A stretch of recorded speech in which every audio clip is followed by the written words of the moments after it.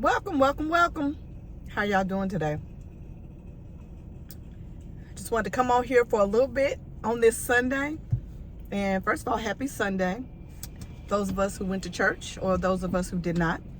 I hope we said a prayer and thank God for this entire week, last week, and thank them for getting up this morning, because it's a blessing to be able to get up this morning. So I just wanted to get on here and share. I'm getting ready to go into the grocery store. I'm going to cook a homemade chicken pot pie today, and I was missing a few of the ingredients, so I needed to pick them up. So while I was driving, I was thinking about something I heard. I was watching the sermon, and it's just about how being really, really thankful for everything. And I'm going to say this. I'm going to share this blessing with you guys just because I want to. Not that this is the only blessing, but this is one of those things where it's kind of like, what God has for you is for you type of situation. And so I try to tell people to never give up, never, ever give up, because you just never know when you're on the verge of a breakthrough. You just have to keep on believing. And I'm going to tell you what I liken it to. For those of you who understand, the Israelites, when the Israelites were making the trek to the promised land, they were only supposed to be going for 40 days. It should have only taken them 40 days.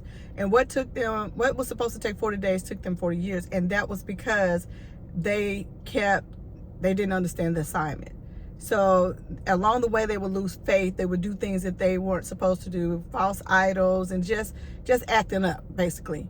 And while they were on that journey, they would get what God would call manna from heaven. That's what is called just enough.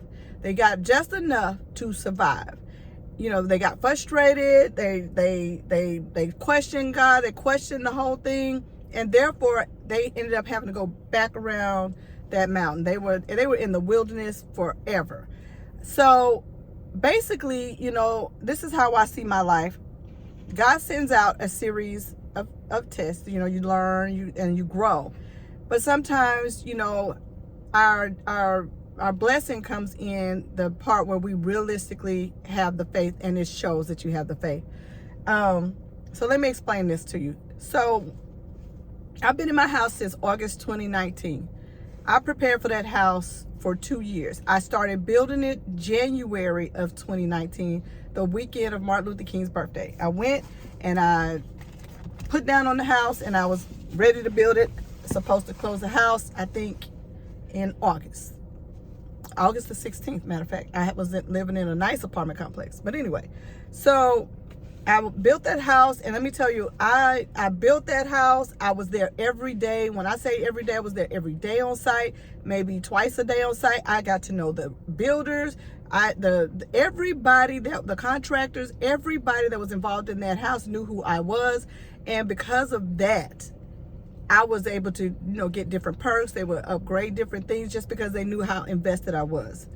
I worked for my previous company. I had been with them for, I think at the time, almost 3 years. No, it was longer than that, because it was 2019. So I had been there since 2015. So that was almost 4 years. So what ended up happening was, it was a lot of turmoil going on at work. But let me tell you, I would pray and pray and pray over my plot. I didn't just show up. I showed up and I prayed. My favorite scripture is Joshua 3:1.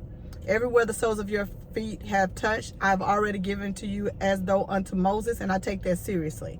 And so in July 29th, I got called to the quote-unquote office, because we were field sales in the medical device, and I was basically laid off because of a made-up thing of, there was no room in the territory. It's fine. It is what it was, because at that time I was getting myself together so that I could do real estate part-time. I hadn't passed the test. I had kind of been slow walking it or whatever. On that July 29th, when I got laid off, I was like, oh my gosh, I'm in the middle of buying a house. Mind you, in order to purchase a house, you must have a job, or you must have a lot of money put away.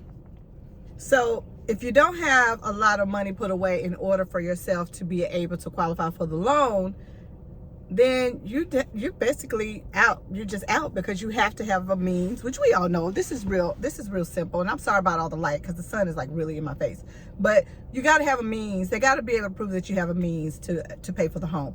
So at that point, my lease was about to be up because it was literally 16 days before my closing. I think they did it on purpose. I think my new manager at the time did it on purpose. It was 16 days before my closing, and I had already put in my notice at my current apartment at the time, which was beautiful, mind you. My apartment was brand spanking new. It's 3 bedrooms, 3 baths, island. It was nice, but I was already prepared, packed up. I've been packed for 2 months. So let me say this. Back in July of that year, July 2nd, I ended up having, and mind you, I just told you it was a brand new apartment. I ended up having my sewage system in the laundry room somehow backed up, and water was all over the floor, the hardwood floors, all through the living room, everywhere. You know, through the kitchen. My kitchen table was sitting in the water, and then some of my boxes, you know, everything. So I was like, this is absolutely freaking ridiculous. I mean, let's say this, it really wasn't that bad. It wasn't. So I know the maintenance people came in, they were cleaning everything up, and he was like, you know, you got insurance, so won't you claim this on your rental insurance? And I was like, okay. So I did. I claimed it on my rental insurance, and USAA was like, hey, you know, you have a $30,000 policy. Send us a list of everything, since it was sewage, which it really wasn't. Since it was sewage, come to find out what it was my washing machine pipes actually backflow, but it came out the sewage system because it got backed up, so they called it sewage. Everything that it touched, you have to get rid of because of the contamination part. Okay, so basically I got a check for $26,000. Okay, that's good. That's a good thing to have inside, you know, inside my account, because I'm getting ready to close. And then mind you, because I was in the sales industry, I was getting my check, I think it was my second quarter check in August. So that was what I was going to use with closing. And plus I had been saving for 8 months period, right? Saving for 8 months. So mind you, my bank account was on swole. So let me explain this, and this is going to all come together for you. I mean, y'all got to listen. I wouldn't click off. Don't click off. So what ended up happening was, I was so nervous. I talked to everybody about it. Not everybody. I kept praying. I had to move out. So I had all my stuff, my kids' stuff, inside of 2 U-Hauls. I parked them in my mom's yard. I then got a hotel, because now we're getting close to school, and I'm going to take these kids to their new school that I had them registered in, okay? Because what I'm going to do is I'm going to keep pushing forward, right? Everybody kept saying, girl, I don't know, you don't have no job. You might want to go on and get you another apartment or whatever. Because, you know, at that point, your credit is so A1 that you can go do whatever you want to do. And I was like, that's my house. That's my house. Closing day came and went. I talked to the property people, and I told them, hey, they're still going through the motions or whatever. Can we extend the closing? Because they can. It was like, yeah, you got packages and stuff. We just put it in the house. I was talking to my lender, and she was like, girl, we did your final check, the verification of your employment. How come you didn't tell me that you don't work there no more? Or what in the world? She said, okay, let me do some digging. Let me talk to underwriting. So 2 days went by, 3 days go by, and I'm just like still doing what I got to do, because I'm moving. In my head, I'm moving. I might have been delusional, or you can call it crazy faith, right? I'm standing on business. She called. She said, Stacy, I don't know what it is, but this will never, ever, ever happen again.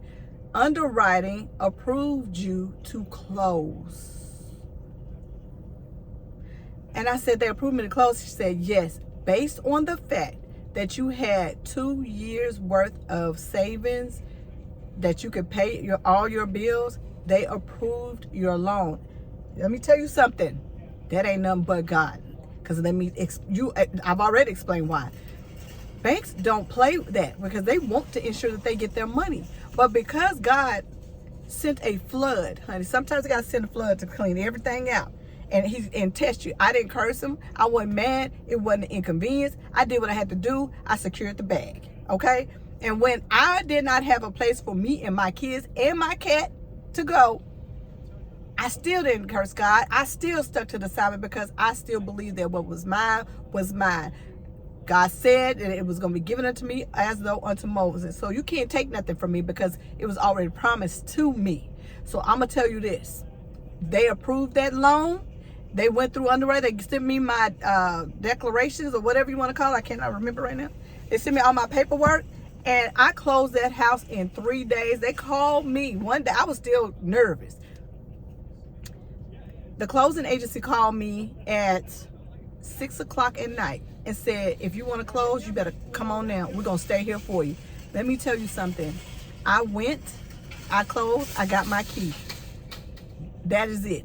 Without a job, not one in the future, I got in my house with no job. Because you know why? Because I didn't waver. I wasn't like the Israelites. Wasn't going to take me, well, technically it did take me 40 years because I was in my 40s when I got my house. But I had already been married and had a house. But I wasn't going to miss this assignment because I had that much faith that I was getting in that house. And when I told my friends that I was getting in there, you best to believe that my friends came to my house, helped me move every bit of my stuff in my house, sweeping up the floors, and it was a doggone good celebration. So I say all this so I can tell you guys, don't you ever give up. Don't give it up. It's all in God's timing. It's not your timing. So my closing date was on the 16th. I closed on the actual close on the 26th. But I got my keys and I'm in my house.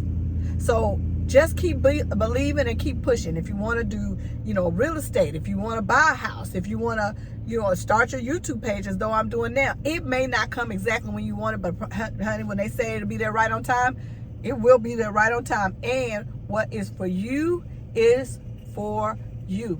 All right, y'all. Y'all can sit down and tell me one of your stories that where you were blessed. Because I'm going to tell you, we all have them. If you look back on your life, you'll know that you've been blessed every single day. So every time I wake up in the morning and I look at my house, I know that I've been blessed. All right, y'all have a blessed rest of your day, and I hope you have a great week. I will see you guys again tomorrow. Bye-bye.